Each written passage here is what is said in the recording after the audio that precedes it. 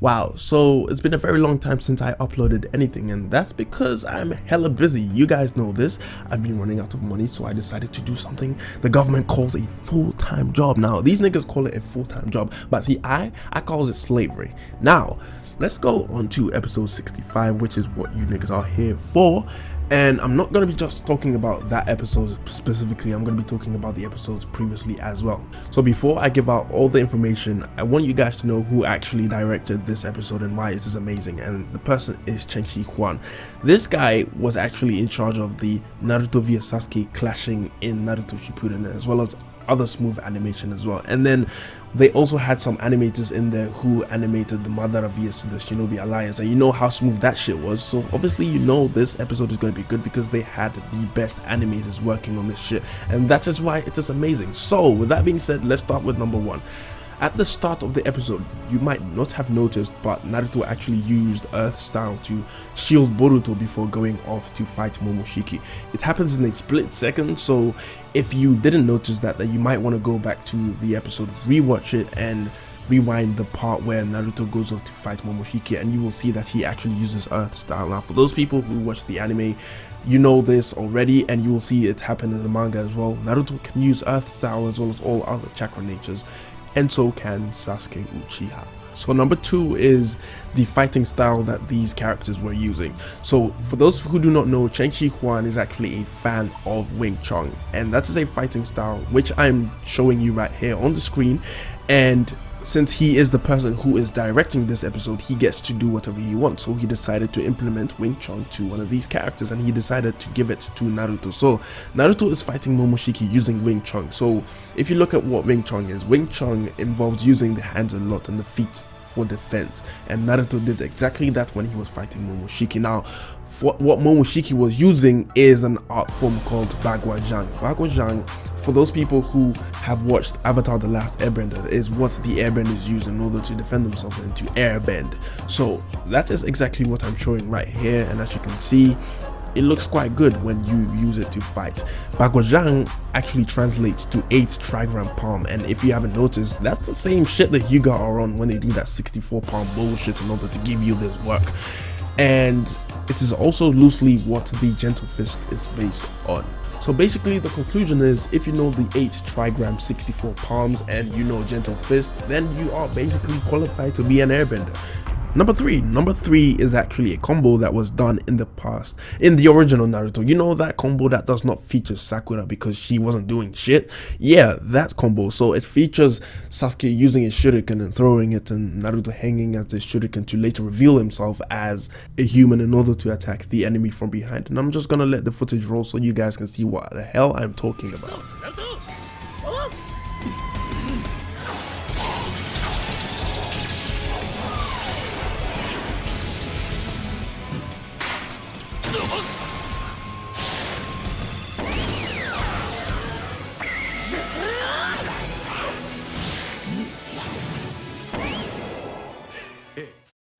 With number 4, we basically continue from the whole fighting style thing. Now, we know that Boruto can use the Gentle Fist, but the thing about Boruto is that they never actually show when he trains to actually attain something. They only show the end result, which in a way does reflect Boruto's character of avoiding a lot of hard work and attaining things, right? So we know that he can use the Gentle Fist, and the question is, who taught him the Gentle Fist? And surprise, surprise, it is Hinata who taught Boruto the Gentle Fist. And the thing is, it has actually been said in the novels as well that Hinata also trained Himawari to use Juken. So yeah, once you see Himawari attacking and doing all kinds of bullshit, you know who actually taught her how to do that. But it has been said that it was especially taught to Boruto, meaning that he most likely has better knowledge as he is more grown up, and he also fights a lot compared to Himawari. Okay, so number 5 is about Momoshiki getting the same treatment as Urashiki, and what I'm talking about is what their characters are based on. So we saw a few attacks that Urashiki actually demonstrated, and these attacks actually come from his origin story for the character that was based on him. So Urashiki was based on Urashimataro, and the story of Urashimataro were used to create attacks for Urashiki, and the same has been done with Momoshiki. So Momoshiki's character is Momotaro, and Momotaro, in the story of Momotaro, he met 3 different animals, right? He met a monkey, he met a dog, and he met a pheasant, and these have actually been turned into attacks. And if you pay close attention, you will actually see these animals pop up in Momoshiki's Attacks. So let's go back to the Chunin exam when he kicked the shit out of Naruto. So when he attacked Naruto, when he was spamming his attacks in the air laughing and shit because he took the pills, you know what I'm saying? So he took those pills and he basically launched a fiery pheasant at Naruto, and Naruto activated Biju mode in order to actually avoid that attack. If you lot can remember that shit, that is when he used the pheasant. And then after Sasuke and Naruto beat the shit out of Momoshiki in his new form, when Sasuke used Shibaku Tensei, right, Momoshiki decided to escape out of it by using an attack, and that attack had a face of a dog, right? And then after that, once Momoshiki was winning the fight and Naruto decided to use Kurama and they cladded Kurama with the Susanoo, Momoshiki actually created a golem, and that golem is supposed to be that monkey. So you can clearly tell that this doesn't even look like a fucking monkey. I think they beat the shit out of him to the point where this nigga starts counting chakra fruits and shit, and then he decided to make whatever the fuck this is. And then he decides to attack with this thing, and then he gets defeated, which basically lands him 2 L's. And then Boruto decides to create a ball, and then Naruto holds his hand and makes his ball bigger, and then Momoshiki creates his ball, and then they clash balls, and then it turns out that Boruto's blue ball is bigger and better and defeats Momoshiki because his one is red and small on some STD shit. So that's 3 L's taken in one fight. So number 6 is about Hiyashi. Now, in the novels, it has been implied that he is still the leader of the Hyuga Clan, but that actually kind of contradicts what was written in the Boruto Naruto the movie data books, which stated that Hinata is the new leader of the Hyuga Clan. So it's kind of like, which one is it at the moment? But it is heavily implied that he still is the leader of the Hyuga Clan, but I think it is time for him to hand over that role onto Hinata, because at the moment it doesn't look like he is able to fight or lead anyone at all because he is too old. Okay, so let's get on to number 7, and this is actually one to talk about because a lot of people have been spreading fake shit. Okay, so apparently Rock Lee is balding, and this rumor has been spread around in the whole community, getting people to actually believe that this is happening. Now, apparently there was this article out there which stated that Rock Lee is balding, and this also comes from a tweet of someone who basically got the data book page of Rock Lee from Boruto Naruto the movie and basically added some Japanese text there to make it seem as if Kishimoto actually stated something there, but it was all fake. And because of this, people actually believed that Rock Lee was balding by using that as evidence. And the thing is, the English community cannot read Japanese, so anything that looks Japanese and comes from a data book which has been, you know, faked and put there basically looks legitimate, and that is how the rumor has spread. The truth is, Kishimoto has not stated anything like this in any interview, and Rock Lee is not balding. Alright, so for all these Rock Lee fans out there losing their shit because Rock Lee is losing his hair, everything is okay. Rock Lee is not losing his hair, it has not been implied anywhere, and everything is okay, nigga.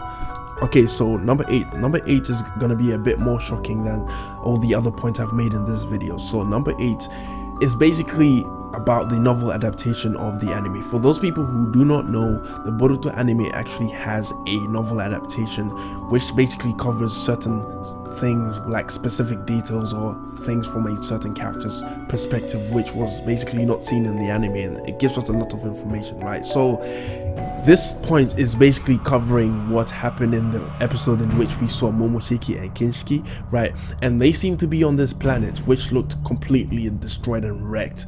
And the thing is, what you do not know is that it was actually full of low-class civilizations according to Momoshiki, right? And he decided to kill all of them, which is basically what they do. Now, what we do know, based on the video that I've made talking about the god trees, is that they actually feed on blood in order to grow. And as you can see on the planets, in the picture that I'm showing you right now, you can see that there are a few chakra trees which have grown, and that is because Momoshiki has wiped out the entire civilization in order for the chakra trees to grow. And in the novel it actually mentions that there are lots of corpses, you know, laying around, and it's kind of disappointing how they haven't shown that in the anime, but the novel always does better in terms of description and adding new content to make the story more appealing and engaging with whoever is reading it. Now, I can take 2 things away from this. The first thing is that there is life out there. There are civilizations who also probably have a language and can communicate, which were deemed as low-class civilizations to Momoshiki.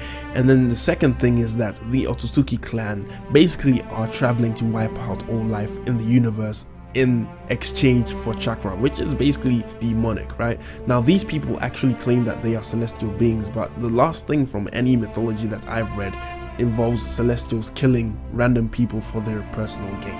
Honestly, I think that this whole thing about gods can be a good idea. I mean, they can create like a pantheon of specific races in the universe which claim to be gods and claim to do whatever they want with the universe, and they can actually introduce new species who also use chakra to the world of Naruto. So maybe like the whole ninja concept can be something that was invented on Earth, and then we can see other concepts, other ways of living and fighting on other planets. But these are all like creative routes that the show can take, and I hope that they actually do take some of these routes, but that's a bit too much wishful thinking.